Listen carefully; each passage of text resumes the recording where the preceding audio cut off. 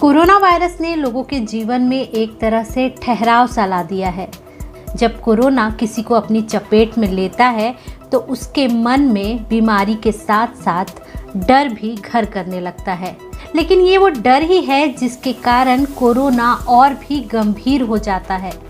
हम आपके सामने कुछ ऐसे लोगों की आप बीती लेकर आएंगे जिन्होंने इस डर के आगे की जीत को देखा और कोरोना के आगे उन्होंने जीत हासिल की।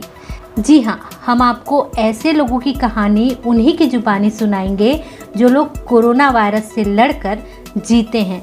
उन्होंने कोरोना पर जीत कैसे हासिल की, ये आपके लिए भी एक प्रेरणा बनेगा। अगर आप कोरोना के चपेट में आते हैं तो आप भी किस तरह से कोरोना से लड़कर जीत सकते हैं, ये लोग आपको बताएंगे।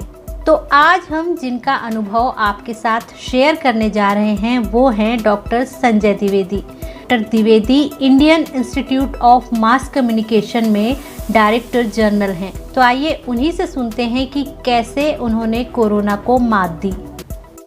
कोरोना से पूरी दुनिया त्रस्त है और जिसका सामना मुझसे भी हुआ, मैं और मेरी पत्नी दोनों कोरोना पॉजिटिव हुए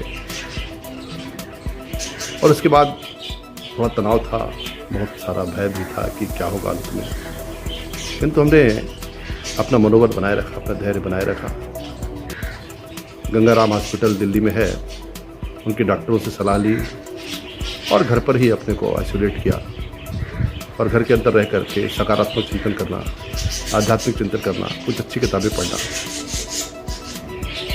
इस बीच में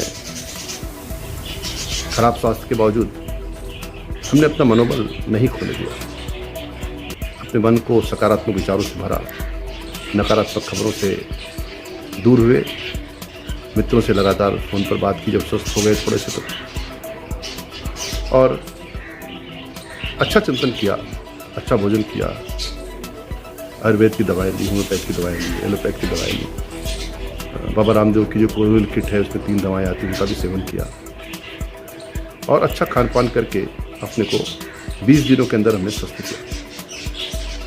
और इन 20 दिनों में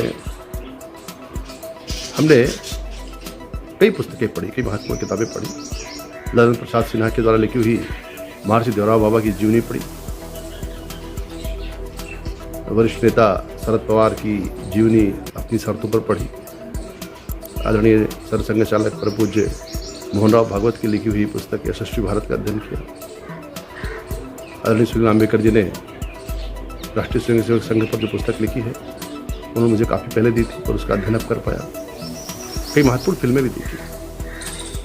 रक्त चरित्र रामगोपाल वर्मा द्वारा निर्देशित फिल्म है, उसका पहला और दूसरा पार्ट देखा।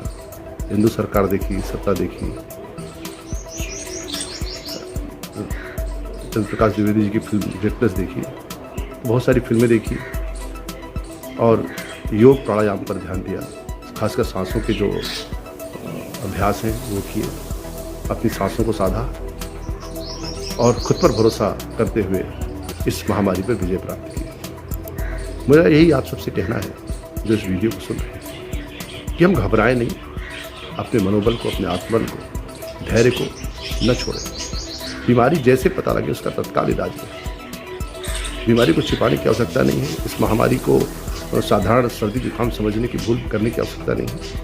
स्वयं मेडिटेशन, स्वयं जो है दवाएं करने की आवश्यकता नहीं, तत्काल डॉक्टर का परामर्श लेना। और मुझे लगता है कि एलोपैथ के साथ साथ हमें होम्योपैथी में बहुत सारे विकल्प हैं, बहुत अच्छे विकल्प हैं, आयुर्वेद में भी विकल्प हैं, उनका भी साथ साथ पालन करना चाहिए।